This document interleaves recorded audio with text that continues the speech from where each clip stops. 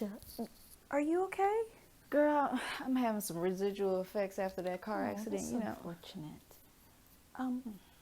Quick question. Yeah, what up? Did you see the rally? Girl, yes, of course I saw the rally. Then this dude gonna sit up there and act like, just like he did with the inauguration, talking about, oh, my crowds was real big. And hardly anybody was in them damn stands. And then, on top of that, then he gonna call the coronavirus the freaking con flu. I was like, dang, this dude ain't never gonna let up. And then, all that have gotten her started. Let's just get right on into it. I'll talk about it in the show.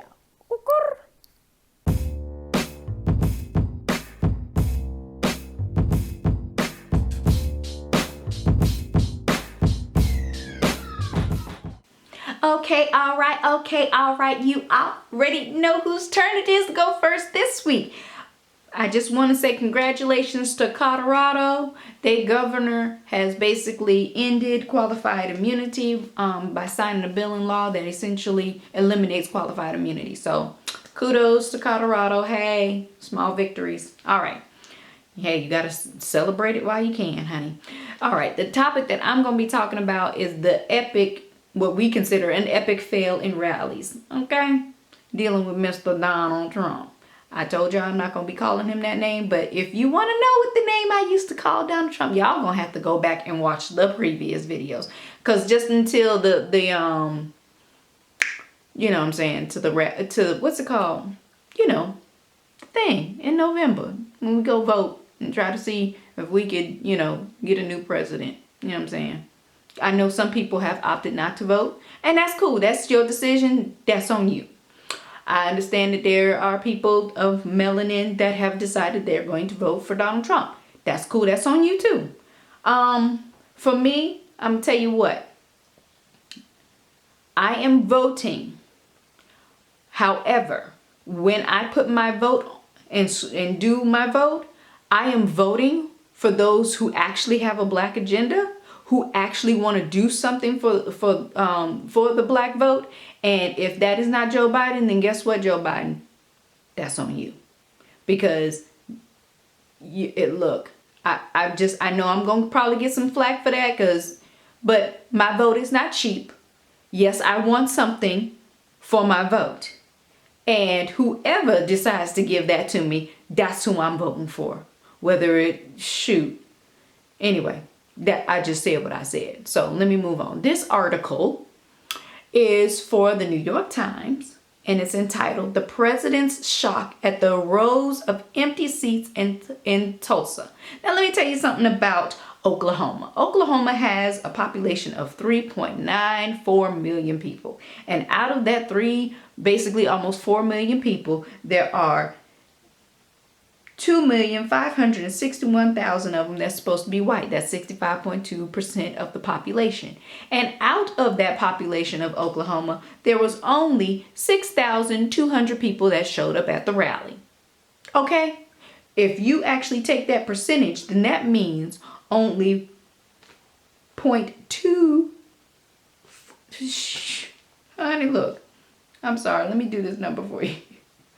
That means only 0.242093% of white people showed up at that rally. Okay? Now, the campaign has already come out and had all these damn excuses about why the thing was low and blah, blah, blah. And you had, one lady on the news like, oh, people were afraid of the rioters. No, you were not. Oh, people were afraid of the protesters. No, you were not. Okay? It's just for a lot of people. I'm going to tell you what it is.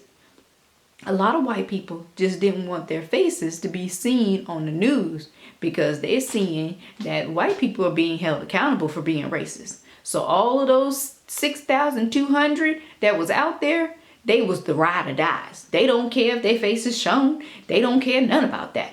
They're going to be there. And they will vote for him. Period. Point blank. They don't care. Coronavirus. Nothing. They going to be there. The other ones, the other white people that didn't show up like they normally do, they going back in silence, okay? They done backed up and they going to be racist and silent in their homes so, that they won't get ousted and possibly, fired from their jobs. But trust and believe, don't get it twisted. There are a lot of white people still voting for Donald Trump, even if they tell you they're not going to. Yeah, Okay, let's get into the article. Inside the campaign, advisors believe disappointing attendance at the rally shows a genuine fear of the coronavirus and the reality of President Trump's sliding poll numbers. President Trump and several staff members stood backstage and gazed at the empty Bank of Oklahoma Center in horror.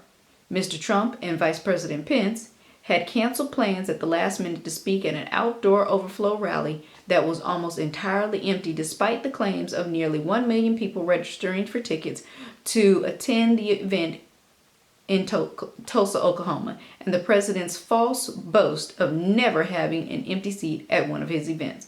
Well, yes, people online were registering that they was gonna come and show up and all that stuff, and even people showed it on their TikToks that they was doing it, but they had no intention of going. Okay, they was like, I'm just doing this just so I can F with him.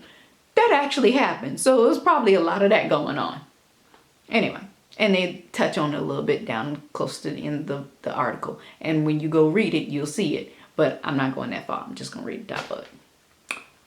The president, who had been warned aboard Air Force One that the crowds in the arena were smaller than he expected, was stunned and yelled at aides backstage while looking at the endless rows of empty blue seats in the upper bowl of the stadium, according to 4 people familiar with what took place. Brad Parscale, the campaign manager who had put the event together, was not present. I wonder why. Mr. Pence spoke after 6 p.m. in Tulsa and then left, the cue for Mr. Trump to come on. But there was a delay. Mr. Trump's deputy chief of staff, Dan, I'm going to jack your name up, but I'm going to try, Scavino, peeked out from behind the black curtains to scan the fan-free seats at the top rows. Mr. Trump eventually entered the arena for a meandering performance in which he excoriated the fake news for reporting on health concerns before his event, used racist language to describe the coronavirus as the Kong flu, and spent more than 15 minutes explaining away the unflattering video of him gingerly descending a ramp after his commencement speech at West Point. At the end of the rally, Mr. Trump's mood had improved, advisors say, but after he left the stage, the fight seemed to have left him, at least temporarily. Leaving the arena, he wasn't yelling. Instead, he was mostly muted. When he landed back at the White House and walked off of Marine One, his tie was hung untied around his neck. He waved to the reporters with a defeated expression on his face, holding a crumpled red campaign hat in one hand. Exactly what went wrong is still being dissected on Sunday, but a broad group of advisors, associates acknowledge one another that Mr. Trump has not been able to will public opinion away from the fears of the spread of the coronavirus in an indoor space, and they conceded that the myriad polls showing Mr. Trump's eroded standing were not fake, and that he might be on course to lose to Vice President Joe R. Biden Jr., the presumptive Democratic nominee. Like I said, y'all don't get it twisted. Yes, a lot of white people didn't show up at this rally, and rightfully so, with coronavirus. But them ride or dies that Trump got, Biden ain't got them ride or dies, okay? For one. And for two, again, during President Barack Obama's, whole presidency, white people were claiming racism didn't exist. But we all know that are melanated, that it did exist. Just people were moving in silence, and not really so much in silence because they were, throwing up, I remember when Barack Obama was, voted in president as the first time, and you saw people hanging up, dummies and stuff on trees in their yard, depicting Barack Obama. You see what I'm saying? So we saw the little hinges coming off. And then when Donald Trump was elected, they just let it all fly. But now they're seeing some repercussions come to some races, and they like, maybe I need to peel back and go back in my house and be racist and, all that stuff in my house. So anyway, like I said, don't count this dude out. Y'all just be very careful out there. And, I love you. Bye. Get it, girly. Well, thanks so much for tuning in to another episode of Nice But Feisty. I am Mandy Nice, and I'm going to get right into my topics. This particular article comes from ESPN, and what a lot of people don't realize is there are a lot of people, black people, especially older black people that are in the South that actually do watch NASCAR. I have an uncle particularly who loves NASCAR, even though he falls asleep when he watches it, but it doesn't matter. He likes watching NASCAR. So this article comes from ESPN, and it's entitled, NASCAR Says Noose Found in Bubba Wallace's Garage at Talladega. A noose was found in the garage stall of Bubba Wallace at Talladega Super Speedway in Lincoln, Alabama on Sunday, less than 2 weeks after Wallace, who is NASCAR's only black driver, successfully pushed the stock car racing series to ban the Confederate flag at its tracks and facilities. Late this afternoon, NASCAR was made aware that a noose was found in the garage stall of 43 team. We are angry and outraged and cannot state strongly enough how seriously we take this heinous act, NASCAR said in a statement. We have launched an immediate investigation and will do everything that we can to identify the persons responsible and eliminate them from the sport. As we have stated unequivocally, there is no place for racism in NASCAR, and this act only strengthens our resolve to make the sport open and welcoming to all. Wallace never saw the noose. ESPN's Marty Smith reported. It was first seen by a member of Wallace's team, who immediately brought it to the attention of NASCAR, Smith reported. NASCAR told Fox Sports that it will work with law enforcement. Wallace, a Alabama native, who drives the number 43 Chevrolet for racing icon Richard Petty, said in a statement that he was incredibly saddened by the act. Today's despicable act of racism and hatred leaves me incredibly saddened and serves as a painful reminder of how much further we have to go as a society and how persistent we must be in the fight against racism, Wallace wrote on Twitter. Over the last several weeks, I have been overwhelmed by the support of people across NASCAR industry, including other drivers and team members in the garage. Together, our sport has made a commitment to driving real change and championing a community that is accepting and welcoming of everyone. Nothing is more important, and we will not be deterred by the reprehensible actions of those who seek to spread hate.